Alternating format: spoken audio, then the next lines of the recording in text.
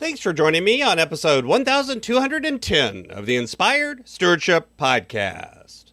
I do challenge you to invest in yourself. I challenge you to invest in others, in the future, even though that it is uncertain and the paths may sometimes be rocky. But in doing so, I'm hoping that it can develop an influence. I'm hoping that it can impact the world, utilizing your time, your talent, and treasures to live out your calling, whatever they may be. It may not even be in the same creative avenue that I've explained, but I'm hoping that it can be general enough to help you come to that conclusion. Having the ability to adapt with faith as your journey progresses is, of course, key. Understanding that root of why you choose to do it in the first place. And in plugging this show, one way to be inspired is to listen to Inspired Stewardship. That's why that expression, money can't buy happiness, has some truth to it, because what we often, instead of trying to create experiences and relationships, we often focus on buying things, buying stuff. You know, the newest iPhone, the newest watch, the newest toy, the best computer, the coolest car. Welcome and thank you for joining us on the Inspired Stewardship Podcast. If you truly desire to become the person who God wants you to be, then you must learn to use your time, your talent, and your treasures for your true calling.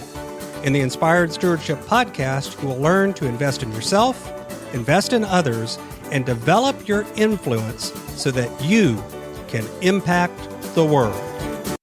In today's episode about developing your influence through stewarding your treasures, I talk with you about buying happiness with money.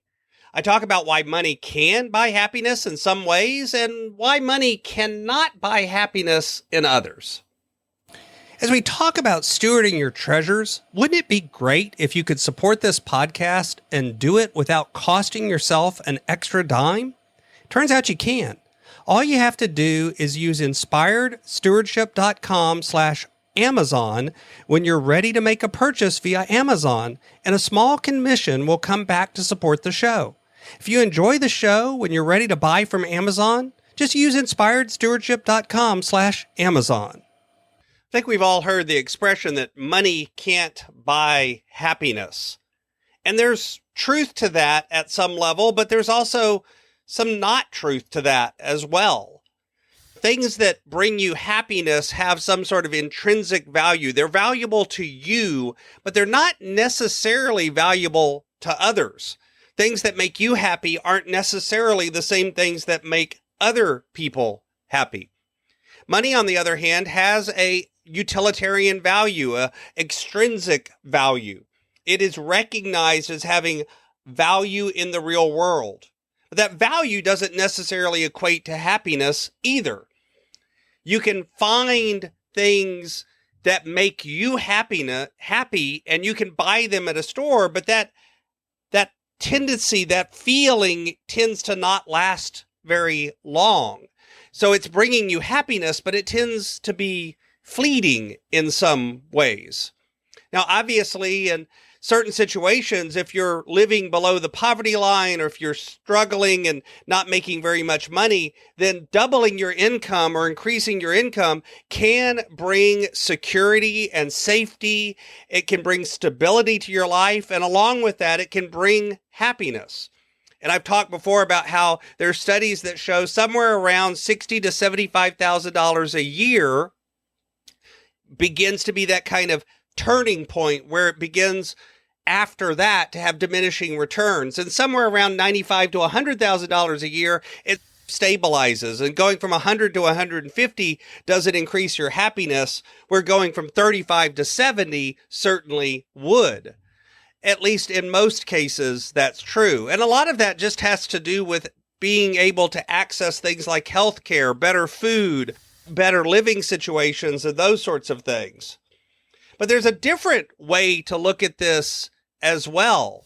Money can buy happiness in terms of buying experience. It turns out that when you spend money on things that build relationships and build connections and have experiences that create memories, that turns out to have a more lasting effect on your happiness.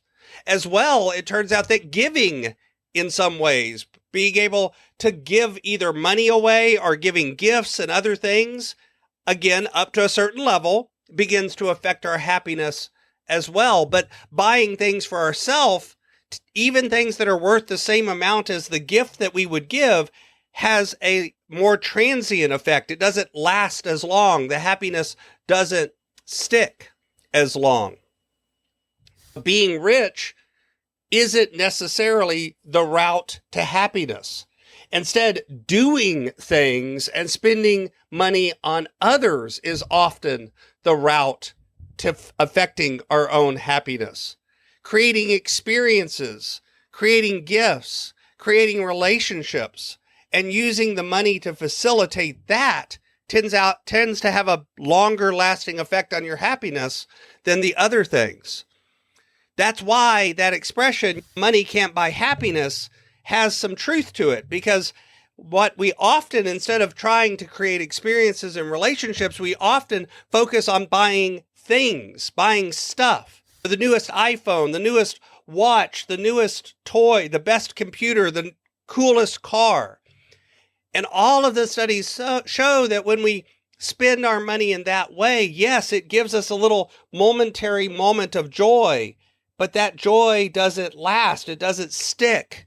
And the happiness that creates is transitions quickly to a series of normalities. And what's more, then you have to even spend even more and buy the fancier thing or the next gift. It's why you get on this treadmill of constantly wanting the next newest toy, because that gives you that moment of joy back.